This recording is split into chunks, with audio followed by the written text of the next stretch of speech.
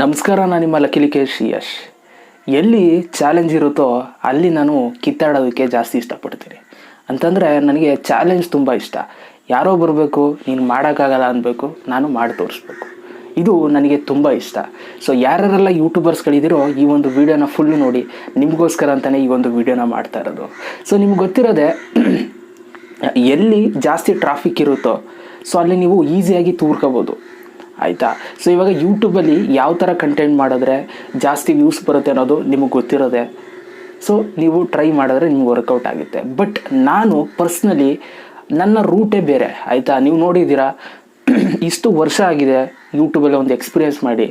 So ಇವಾಗ್ಲೂ ಇನ್ನೂ ಕೂಡ ನಾನು ಯೂಟ್ಯೂಬ್ ಟಿಪ್ಸ್ನ ಜಾಸ್ತಿ ವೀಡಿಯೋಸ್ಗಳನ್ನ ನಾನು ಮಾಡ್ತೀನಿ. ಯೂಟ್ಯೂಬ್ ಬಗ್ಗೆನೇ ಜಾಸ್ತಿ ವೀಡಿಯೋಸ್ಗಳನ್ನ ಮಾಡ್ತೀನಿ. ಯಾಕೆ ಮಾಡ್ತೀನಿ ಅಂತಂದರೆ ಇಲ್ಲಿ ಕಾಂಪಿಟೇಷನ್ ಅನ್ನೋದು ಕಮ್ಮಿ ಇದೆ ಅಂತಲೇ ಹೇಳ್ಬೋದು, ಬಟ್ ಚಾಲೆಂಜಿಂಗ್ ಆಗಿದೆ, ಆಯಿತಾ. ಯೂಟ್ಯೂಬ್ ಬಗ್ಗೆ ತಿಳ್ಕೊಳ್ಳೋದಕ್ಕೆ ಆಸಕ್ತಿ ಇರೋರು ಕನ್ನಡದಲ್ಲಿ ಕಮ್ಮಿ ಇದ್ದಾರೆ, ಆಯಿತಾ. ಸೊ ಆದ್ದರಿಂದ ಇಲ್ಲಿ ಏನಾಗುತ್ತೆ ಅಂತಂದರೆ ನಮಗೆ ಟ್ರಾಫಿಕ್ ಸಿಗಲ್ಲ, ಆಯಿತಾ, ನೋಡೋರು ಜಾಸ್ತಿ ಸಿಗಲ್ಲ. ಅದೇ ನನಗೆ ಚಾಲೆಂಜು, ಅದೇ ನನ್ನ ತಾಕತ್ತು.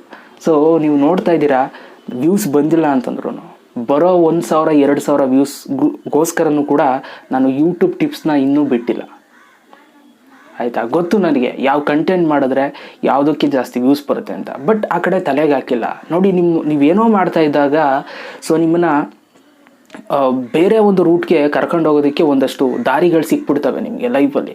ಸೊ ನುಗ್ಗಬೇಡಿ, ಆಯಿತಾ. ಅಲ್ಲಿ ಜಾಸ್ತಿ ದುಡ್ಡಿದೆ ಅಥವಾ ಅಲ್ಲಿ ಚೆನ್ನಾಗಿ ನಮ್ಮನ್ನು ಸಪೋರ್ಟ್ ಮಾಡ್ತಾರೆ ಅಂತ ನುಗ್ಗಬೇಡಿ. ನೀವು ಏನು ಅಂದ್ಕೊಂಡು ಬಂದಿದ್ದೀರಾ, ಇದನ್ನು ಮಾಡಬೇಕು ಅಂದ್ಕೊಂಡು ಬಂದಿದ್ದೀರಾ, ಅದರಲ್ಲೇ ಮುನ್ನುಗ್ಗಿ, ಆಯಿತಾ. ಇವತ್ತು ಗೆದ್ದಿಲ್ಲ ಅಂತಂದರೆ 1 ವರ್ಷ ಬಿಟ್ಕೊಂಡು ಗೆಲ್ತೀರಾ. ಒಟ್ಟಿನಲ್ಲಿ ಗೆಲ್ಲೋದಂತೂ ಫಿಕ್ಸು, ಆಯಿತಾ. ಬಿಟ್ಕೊಡ್ಬೇಡಿ. ನೋಡಿ, ಇವತ್ತು ಯೂಟ್ಯೂಬಲ್ಲಿ ಕನ್ನಡದಲ್ಲಿ ಯೂಟ್ಯೂಬ್ ಟಿಪ್ಸ್ನ ನೋಡೋರು ಕಮ್ಮಿ ಇರ್ಬೋದು, ಆಯಿತಾ. ಸಬ್ಸ್ಕ್ರೈಬರ್ಸ್ ಇನ್ಕ್ರೀಸ್ ಮಾಡೋದು ಹೆಂಗೆ, ಇದನ್ನೆಲ್ಲ ನೋಡೋರು ಕಮ್ಮಿ ಇರ್ಬೋದು. ಬಟ್ ಮುಂದೊಂದು ದಿನ ಬರುತ್ತೆ, ಮುಂದೊಂದು ದಿನ ಒಂದು ಟೈಮ್ ಬರುತ್ತೆ. ಈ ಯೂಟ್ಯೂಬ್ ಟಿಪ್ಸ್ ಬಗ್ಗೆ ತಿಳ್ಕೊಳ್ಳೋದಕ್ಕೆ ತುಂಬ ಜನ ಆಸಕ್ತಿ ತೋರಿಸ್ಬೋದು. ಅಫ್ಕೋರ್ಸ್ ಇವಾಗಿದ್ದಾರೆ, ನನಗೆ ಸಪೋರ್ಟ್ ಮಾಡ್ತಾರಲ್ಲ ಅವರೇ.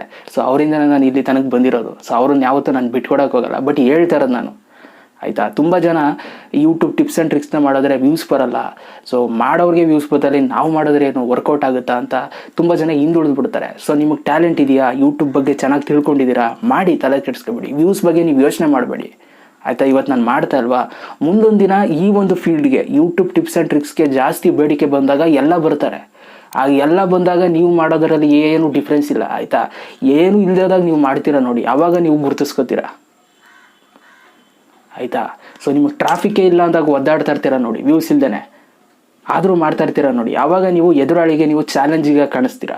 ಇವ್ನು ಯಾರೋ ಗುರು, ಫುಲ್ಲು ಗತ್ತಿರೋವನೇ ಬಂದ್ಬಿಟ್ಟವನೇ, ವ್ಯೂಸ್ ಇಲ್ಲ ಅಂದರೂ ಮಾಡ್ತಾನೆ, ಆಯಿತಾ. ಇವ್ನಿಗೇನು ಬೆನಿಫಿಟ್ ಇಲ್ಲ ಅಂದರೂ ಮಾಡ್ತಾನೆ. ಸೊ ಈ ಥರ ನೀವು ನಿಮ್ಮ ಆಪೋನೆಂಟು ಈ ಥರ ಯೋಚನೆ ಮಾಡಬೇಕು. ಮಾಡ್ತಾವನೆ ಗುರು ಇವನು, ಏನು ಬರದೇ ಆದರೂ ಮಾಡ್ತಾವನೆ ಅಂತ.